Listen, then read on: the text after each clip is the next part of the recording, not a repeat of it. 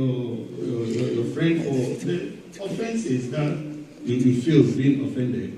So also, being infallible, being liable to make mistakes, being liable to offend that same person, another person in the same way, you could also benefit from not being avenged on.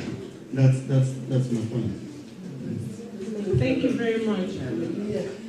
Like my brother said, I don't know what, when they say enemy, it depends on what your definition of the enemy. Because my Bible makes me to understand that who is my enemy? Whoever is God's enemy is my enemy. So if somebody talk about me or do something doesn't qualify that person to be my enemy. So what we're defining now is enemy. So it depends on what we are looking for. Who is our enemy? Who is a Christian enemy? Somebody talked about it, but it doesn't mean it's an enemy. To me, you understand? So let's get the definition of who is our enemy as a Christian. Our Bible in 1 Corinthians, can we open our Bible to 1 Corinthians 15? 1 Corinthians 15. 25. 1 Corinthians 15, 25. Bible said, for he must reign till he has put all enemies under his feet. So whoever that constitutes him or herself as our enemy, after we have personally defined who the enemy is personally, I don't know what definition you give to enemy might not be the definition I will give as an enemy. So let's get the definition. That definition will be personal. Praise the living Jesus. I don't know, you can see someone, somebody stealing, somebody lying, somebody as an enemy. I don't think he's an enemy. Praise the living Jesus. So it depends on what you see as an enemy. And whatever you see as an enemy, the Bible makes us understand is God that can deal with that enemy, not us. Praise the living Jesus. It's God that can deal with that enemy. Because my sister and brother, we don't have any strength on our own to deal with enemy. If somebody silly say they are enemy, do you have any strength to deal with the enemy? You don't. Because you don't know the area at which the enemy will come. If that person is coming as a person, or is coming as a Satan, or as a serpent. You don't know. So it's only God that can deal with our enemy as a child of God. It's only God. We cannot deal with enemy. If we want to take it on ourselves to deal with enemy, we cannot. Praise the living Jesus. Bible says, he must reign till he has put all enemies under his feet. And he said the last enemy, 26 said, the last enemy that will be destroyed is death. So whoever considers himself as an enemy to me, I don't have any strength to fight him or her. It's God that will take that. Praise the living Jesus. I think there's something which he mentioned here, which I think we should look at. Okay. Now, we was talking about, because I've had to, in Nigeria, I've had to discuss with more, but if you discuss with some of our brethren that live up north, that have had physical encounter with all this Islamic militancy, like I have a friend in Jos who goes around to some of the northern states and from time to go and support those who have been attacked there. But there was a time he called me and he said, we're only been a pastor that had just buried 35 members of the church in Potiskum. Now, and he does that, then Florida goes to Canada. Now, for such people, now, as far as they're concerned, with the kind of level of hostility they face from the people, and the question we need to ask ourselves is this: how, in light of this scripture, how will they handle such people that want to snuff life out of you, people that come with cordial and all kind of thing, they attack even when you don't know whatever it is, and you're sleeping in your house, whatever it is. How do they handle such? What should be their reaction to such in the light of this scripture? Because these are people who are not just enemies who are just trying to malign you. They are people who want to even eliminate you, and at times you face them face to face, and they want to kill you. So how do you handle such? That's a question, I think. Like you said, you don't have to define it at different levels. There are some that are whatever it is. So how do you handle such? How do you handle such?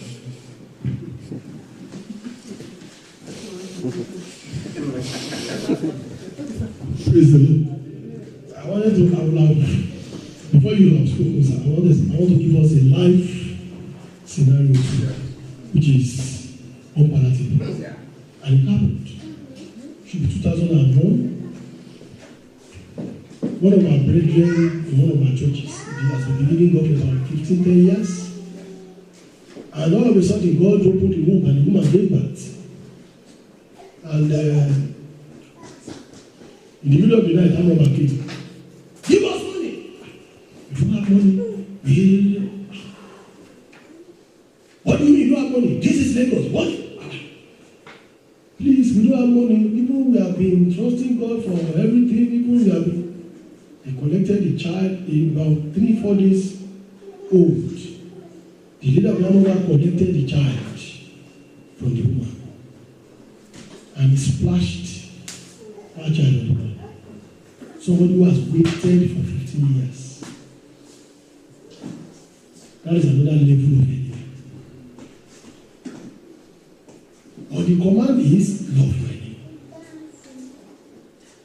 Because you can't prove God wrong. Somebody lost his mom. Very small boy. And we were talking about him. Easy enough. Okay.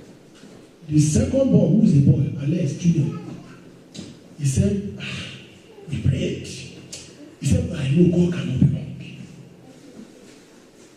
The guy is less than 25, 27. So what I'm just saying is, these things are hard. Very, very hard. Because what sermon you want to preach for that woman? Believing God for 15 years, God answered, 3 days later, that woman came. Splashed the girl on the wall.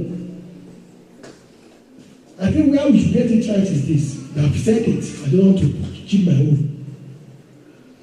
We need to define our relationship with people. There's an adage that says, when God has shown you your enemy, we always say, you will not kill again. It's a lie.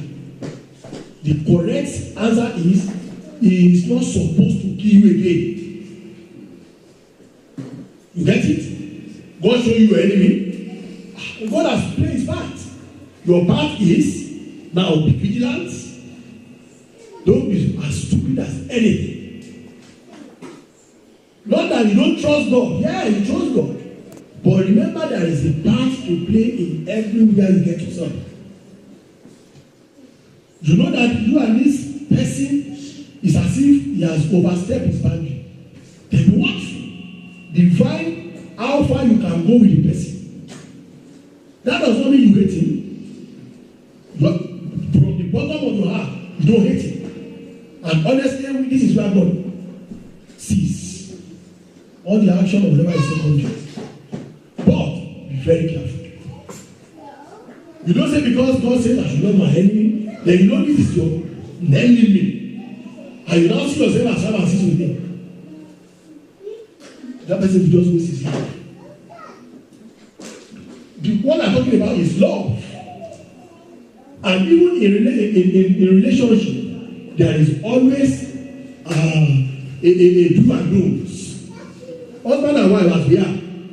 You know when you do this to your wife, you will question your love. Surely. When you do that to your husband will say, is it what we call love? So we love our enemies, pray for them, and as we are praying for them, we are heaping coal of fire on them. So let our heart be clear towards our enemies, even our friends. So I pray God will help us in Jesus' name. So the issue of love concerning all our practical examples is only by His grace that we can live up to God's expectation. If we are doing it by ourselves, we will not be struggling. The Lord will help us in Jesus' name. Thank you very much, Pastor. Do you want to say something? I just want to add a little. I believe that forgiveness is by grace, and wisdom is very, very important when you're dealing with people, people you call enemies, etc. Because if you look at the Bible, look at the after Jesus died and rose again, the early church and all, they were being persecuted. Stephen was killed and all. wasn't as if, they said they weren't going to forgive or they would fight and everything. They suffered persecutions. It wasn't only Stephen was killed. Many people were killed. They were killed for what they believed in, and this was actual religious persecution for believing in Christ and all that. And what they did, from my understanding, was they had to take certain measures to protect themselves also. They would pray, but they also had to protect themselves. When Paul was dragged before, the Jews and all, he appealed to Caesar. He didn't just say, I'll forgive and nothing's going to happen. You make some decisions to protect yourself while praying. But the main thing is that you must always maintain in mind of, it's not about revenge or fighting. You're praying, but you're also protecting yourself. It's a constant battle. There are different scenarios of enemies being around. So in that kind of situation where it's a constant battle, the enemy is constantly present. You have to be prayerful, and you also have to take certain measures to protect yourself. If there are robbers around, you have to protect yourself better. If you're living in a place where there are a lot of militant-minded people, you have to protect yourself better. With whatever you have to do, perhaps you have to research more into how you can have better protection. That's just what you have to do from what I understand. Praise the Lord.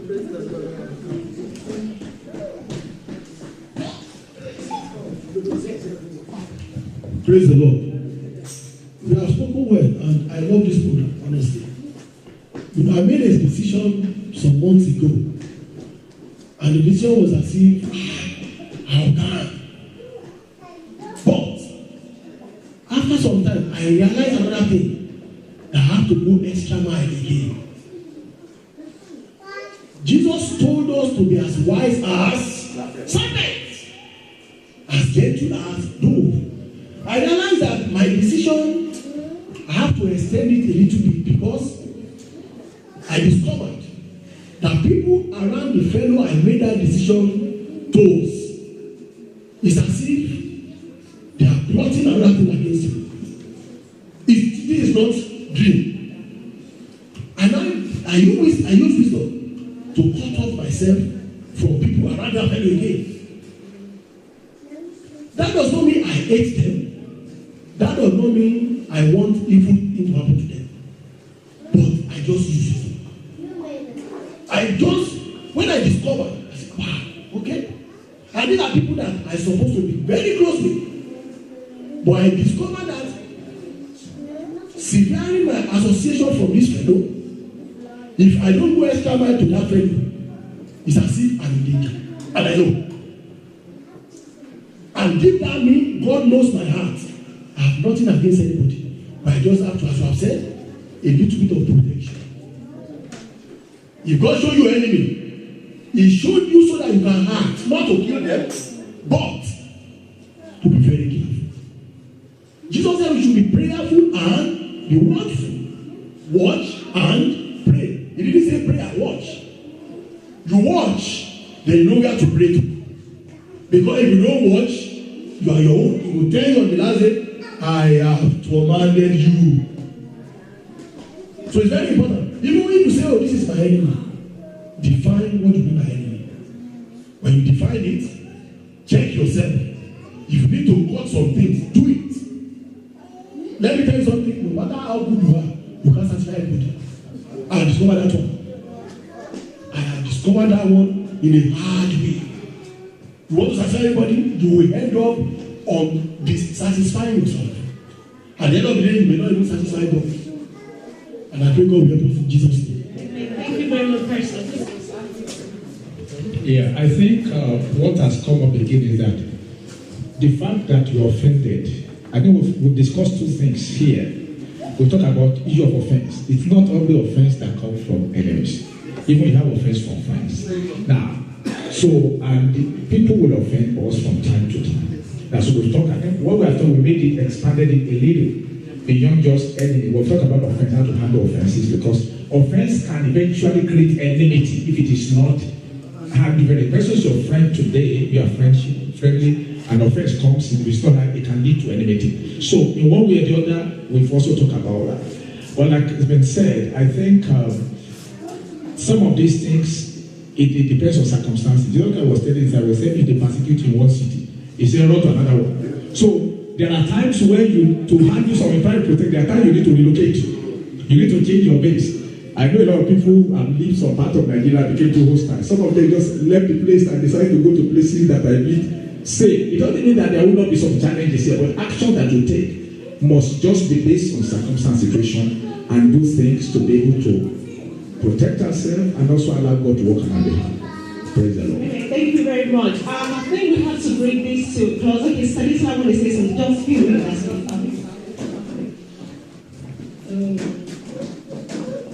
When Sister Buki sent the topic, the first thing that came to my mind is who are our enemies? What's really the definition of enemies? Because I just believe that enemies, there are different categories of enemies. Me personally, I feel enemy is like someone that's pushed back against me, that doesn't want my progress, that is capable of going to any extent to make me fall. Then you have other categories of enemies. So I think these enemies of the case depends on each individual. Because as Pastor said, you have enemies like Boko Haram. Some people have felt the pains. Like when we talk about our girls, today we don't even hear about them anymore. But the parents of these girls, Boko Haram are their enemies. So it depends. And what I even find sometimes strange about enemy is, like some churches, they say, kill my enemy, kill, different ways. So I don't know if that is even acceptable to God when we fight. Because sometimes there's some pastors who will tell you, fight against your enemies, kick your enemies, kill your enemies, all sorts of things. But no, love your enemies, sincerely speaking, it's very, very hard. Because I think this passage, as our pastor said, is for the disciples. It's directed to the disciples. And I believe that we are all disciples of God today. But love your enemies means that as a Christian, you have gotten to the next level.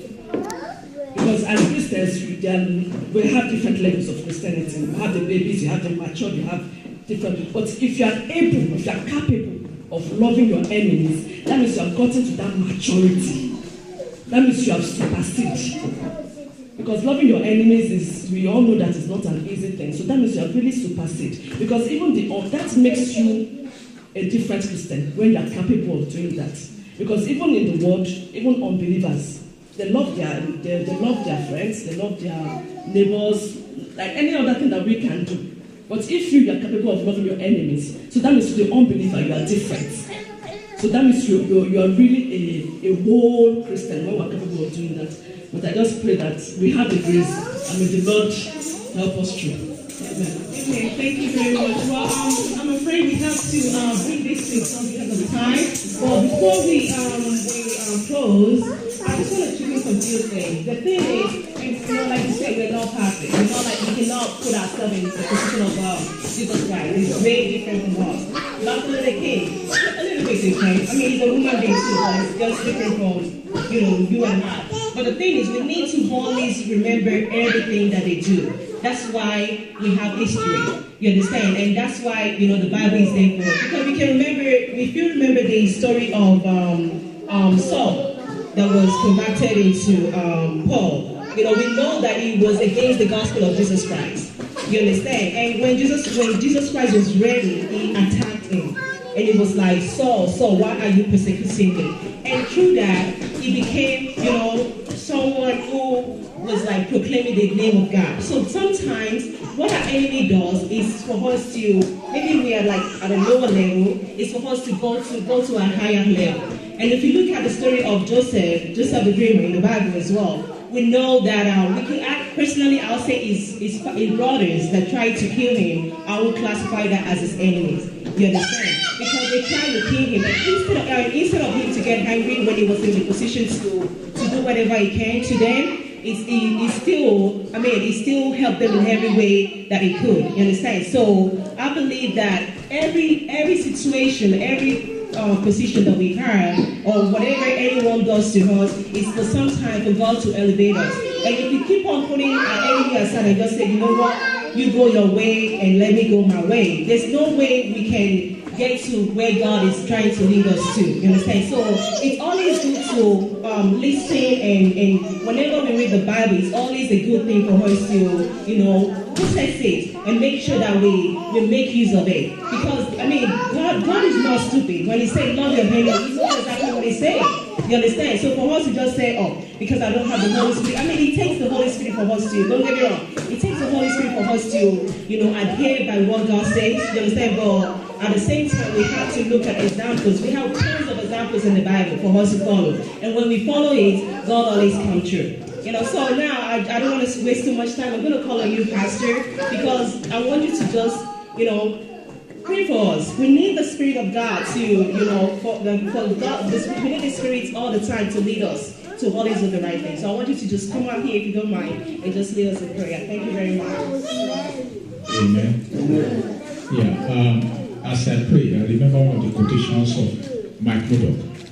He said, "The only time you have a trophy is when you overcome an enemy." He said, "What 10 friends will not give you over the years, what enemy will give to you, because you only get a trophy when you have won, right? When you overcome opposition." So he said, so you need enemies around you for you to be promoted. So that's what he said. And I think reading that book taught me that, look, enemies are meant for your promotion like they did for Joseph and all the other people. So I want us to just bow our heads and just pray. Now, the Bible says it is God that works in us both to do and to will of his good pleasure. I ask us to pray that God himself will work in us as individuals. That as we walk, definitely enemies will come. But God will work in us by his grace to help us so that we will do of his good pleasure at every point in time. And he will open our eyes particularly. There are people around us who are friends, but they are enemies in disguise. That God will open our eyes to them so that we might be able to walk with them with wisdom and circumspectly, so that we will not be ensnared, as it were. I want us to just pray for ourselves that everyone around me is pretending to be a friend, but who is an enemy, that God, you open my eyes to see, so that I can be able to know how to handle such with wisdom and circumspectly. And grace to be able to love at all times, even when it becomes difficult and challenging, and receive from you. I want us to just ask God to give us that grace, that he will give unto us, so that we need to rise above the level of every other one and rise to the level that God has placed the man upon, to love at all times, irrespective of how difficult it is. It's not easy for man, but with God, the Bible says all things are possible. I want us to just pray and ask God to just help us, to receive grace from him. Begin to bring our prayers to a close. In Jesus' precious name I pray. In Jesus' precious name I pray. Father, thank you for this which we have discussed today. Thank you for your word. Thank God to demand you have placed upon us. The Bible tells us that we can only all do all things through you that strengthen us. We know in this world there's so much hostility we face within our family. Where was the Bible said, a man's enemy shall members of his household. It's a reality many of us have experienced. In place of war, we have people who are there as adversary, even within the neighborhood all over the place. Lord, but we know in the midst of this, you're able to keep us and preserve us.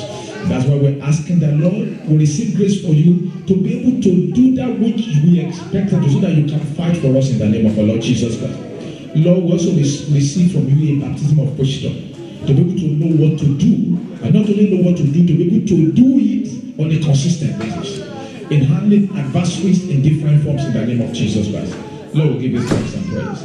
In Jesus' precious name we pray. Amen.